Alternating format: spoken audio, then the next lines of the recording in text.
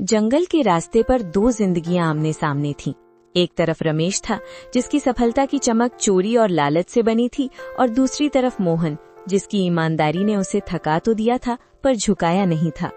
रमेश को देखते ही मोहन ने अपनी फटी चादर सही की, पर रमेश की नजरों में छिपे तानों से वो खुद को नहीं बचा सका।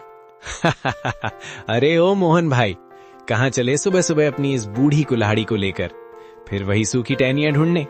मरे हुए पेड़ तो अब शमशान में भी नहीं मिलते, तुम अब भी जंगल में उन्हें खोज रहे हो।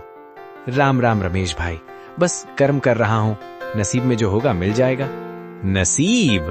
अरे भाई, नसीब हाथों की लकीरों में नहीं, कुल्हाड़ी की धार में होता है। देखो मेरी गाड़ी ताजी लकड़ियों से लदी है, शहर पहुंचते ही गड्डियां हाथ में होंगी, और तुम्हारी हड्डियों की गिनती दूर से हो रही है। सुना है कल मंडी से खाली हाथ लौटे थे, बच्चों ने कल भी पानी पीकर रात काटी होगी। मोहन, आंखों में हल्की नमी पर आवाज में सख्ती।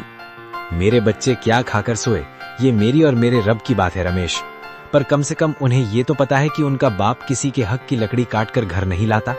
रात को जब मैं सोता हूँ तो मुझे परिंदों के उजड़े घोंसलों की चीखें सुनाई नहीं देती। रमेश ताने मारते हुए, आदर्शों से पेट नहीं भरता मोहन, ये जो तुम ईमान ईमान की माला जपते हो ना, इसी ने तुम्हें इस हाल में पहुंचाया है।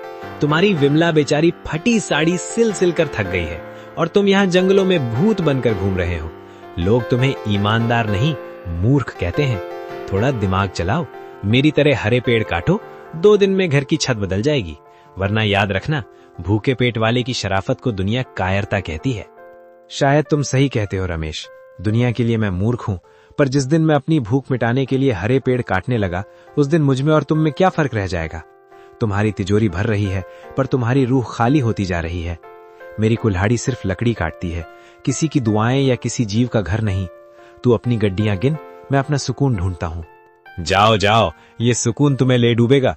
शाम को जब खाली हाथ लौटोगे और नन्नू को रोते देखोगे, तब पूछना अपने इस सुकून से कि उसकी कीमत क्या है। फकीर ही रहोगे तुम मोहन, फकीर ही मरोगे। रमेश अपनी बैलगाड़ी को जोर से हाँकते हुए धूल उड़ाता निकल गया। मोहन वहीं खड़ा धूल साफ करता रहा। उसकी आंखों में आंसू थे, पर दिल में एक अजीब सा संकल्प। उसने अपनी कुल्हाड़ी मजबूती से पकड़ी और उस घने जंगल की ओर कदम बढ़ा गए, जहां आज उसकी परीक्षा होने वाली थी। सूरज अभी ठीक से उगा भी नहीं था कि मोहन की कुल्हाड़ी की ठक ठक जंगल की सन्नाटे को चीरने लगी। शरीर में जान नहीं थी। कल रात सिर्फ आधा गिलास पानी पीकर सोया था, पर हाथों में बच्चों के भूखे चेहरों की याद ने बिजली भर दी थी। पसीना माथे से बहकर आंखों में जा रहा था, पर मोहन रुकने का नाम नहीं ले रहा था।